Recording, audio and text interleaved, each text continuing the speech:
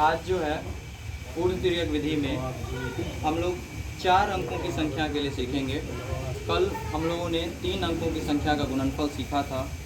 शुरुआती दौर में क्या करना चाहिए कि अंक 5 से नीचे लेना चाहिए, और जब वो उसका अभ्यास आपका हो जाए उसके बाद आप अंकों की संख्या को बढ़ा सकते हैं, 6, 7, 8 अंक भी ले सकते हैं। तो आइए अभी 4 अंकों के लिए सीखते हैं। उससे पहले नियमावली देखते हैं बनाना कैसे है। स्टेप बाय है नियमावली। फर्स्ट स्टेप में आपको नीचे से ऊपर की ओर जाना है। सेकेंड स्टेप में आपको फर्स्ट 2 नंबर के कॉर्नर को लेना है और उसका सम लेना है। तीसरे स्टेप में आप क्या करेंगे, फर्स्ट 3 नंबर को लेना है, फिर उसका सम हो जाएगा। ये कॉर्नर जो जा रहा है ये प्रोडक्ट के लिए है। चौथे स्टेप में जब आप आएंगे तो आप चारों नंबर को कैलकुलेट करेंगे, कॉर्नर टू कॉर्नर, और बीच वाले 2 नंबर होंगे आपके, इसका सम लेना है। पांचवा स्टेप जो होगा आपका लास्ट के 3 नंबर को लेना है, और छठा स्टेप आपका लास्ट के 2 नंबर को लेना है, और फिर फाइनल 7वां स्टेप जिसमें लास्ट के नंबर को लेना है। इसी के बेसिस पे अभी हम लोग सीखेंगे। चलिए इसको एक एग्जांपल के थ्रू देखते हैं।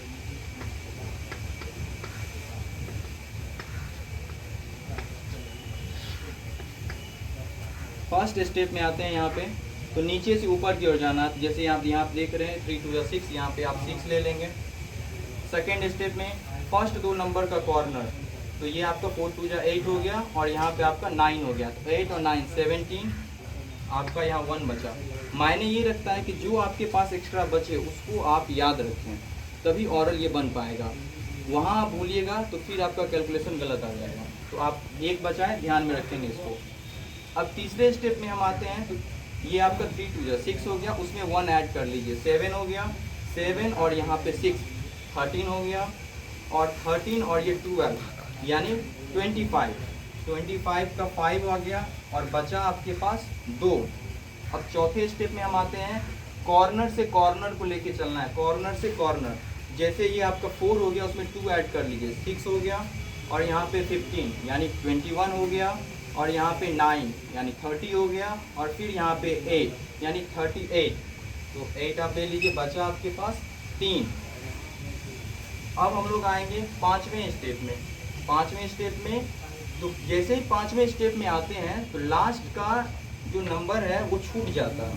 तो 5वें स्टेप में लास्ट के 3 नंबर को लेते हैं। तो यहाँ पे आपका ये 6 हो गया, उसमें 3 ऐड कर लीजिए यानी 9, और यहाँ पे 20 यानी 29, और फिर यहाँ पे 6, तो 29 और 6 35, यहाँ 5 ले लीजिए, बचा आपके पास 3, फिर ये अंक छूट जाएगा।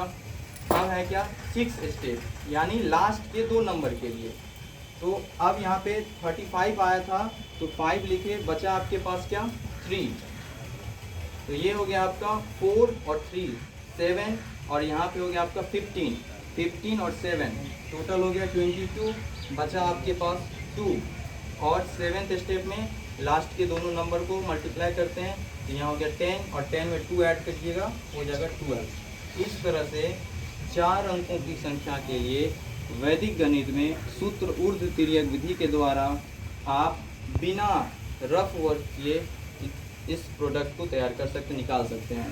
ध्यान बस यही रखना है कि शुरुआती दिनों में 5 से कम हो सके तो 1 2 3 या 1 2 या 1 1 जो भी हो, कम डिजिट को लेते हुए, छोटे डिजिट को लेते हुए इसको आप अभ्यास करेंगे, और जब आपका अभ्यास हो जाए तब आप धीरे धीरे डिजिट को बढ़ा सकते हैं, और कैलकुलेशन आपका और भी फास्ट हो जाएगा।